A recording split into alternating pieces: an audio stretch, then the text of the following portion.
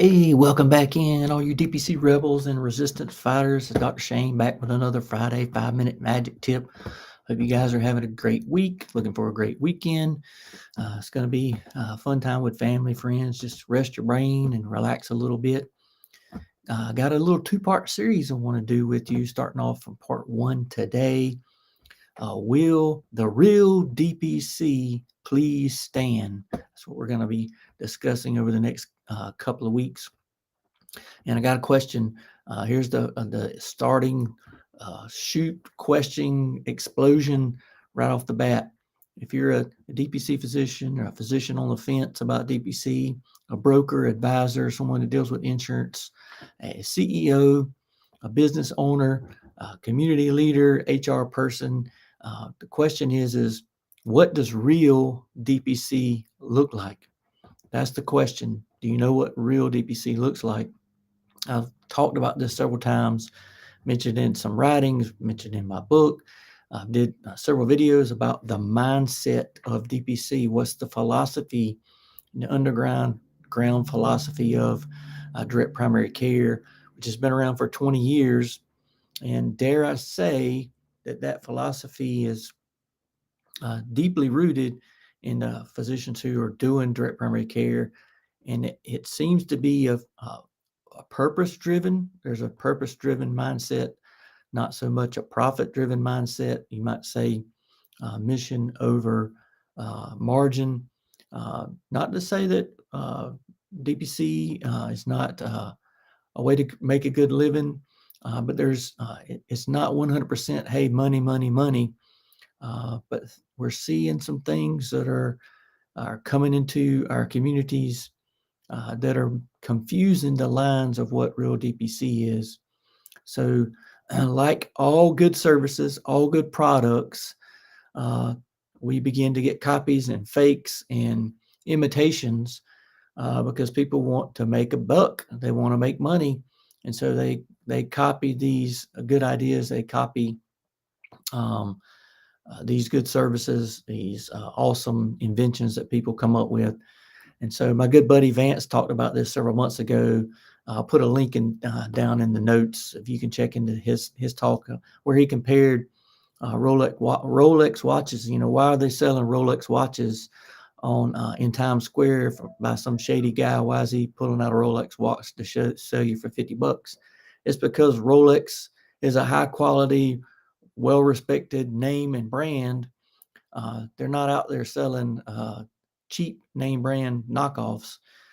So the question I have is, if people are trying to knock off DPC, so to speak, or they're trying to copy that, make fake brands of it, what does that say about how good DPC is? Is that not proof that what we're doing is really good? What we're doing is really right? So I think that's something to consider. So we are seeing more and more fake direct primary care, or as my buddy Dr. Farega would say, dinos, DPC in name only.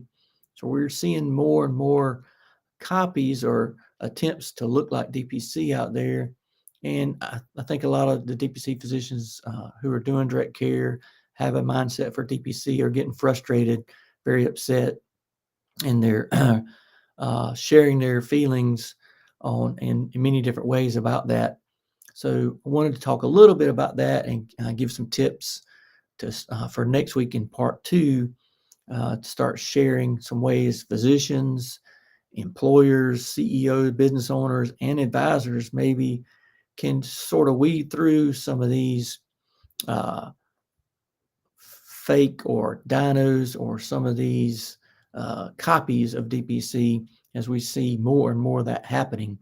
So we're starting to see urgent cares open up, um, direct care practices within the urgent care. And what does that look like? And how does urgent care handle chronic disease issues, which is not really their forte? How does urgent care handle, how are you going to see this? Are you going to be able to see the same physician? Is it even a physician at all? We're starting to see more and more non-physician folks open up clinics. They're just, I don't know what their mission is it mission or is it margin? Is it profit? Why are these non-physician people opening up DPC clinics? And who's running those clinics? Is it nurse practitioners, PAs? What's their motivation? So we're seeing more and more of that.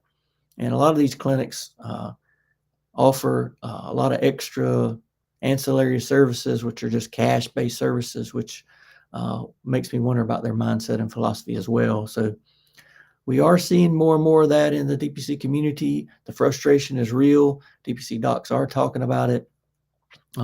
Is it really competition for us? I want to tackle those and some things that you can think about, some hope and some insight for next week when we get together.